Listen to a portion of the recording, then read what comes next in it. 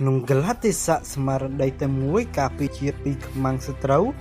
អ្នកអង្គញាលេងនវត្រាបែងចែកក្រុមយុវជននិងសិល្បករជាច្រើនផ្នែកចុះសមរភូមិ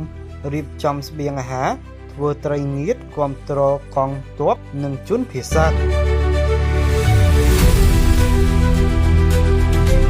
ក្នុងកលតិស័កស្មារតីតែមួយការពីជាតិពីខ្មាំងសត្រូវអ្នកអង្គញាលេងនវត្រាប្រធានសហព័ន្ធយុវជនបូជាការពីយុទ្ធធរបានចាត់យុវជននិងសិល្បករជាច្រើនផ្នែក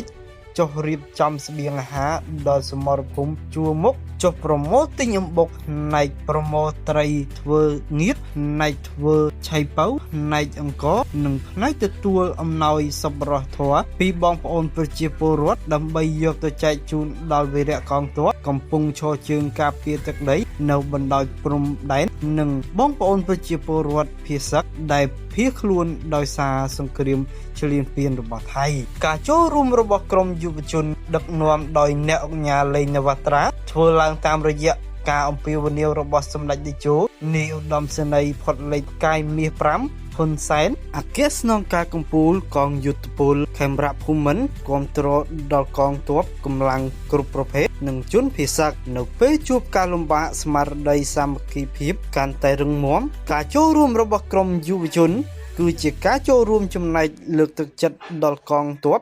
ដ៏អង់អាចក្លាហានរបស់កម្ពុជា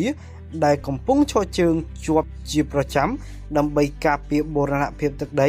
នៅតាមបណ្ដោយព្រំដែនកម្ពុជាថៃ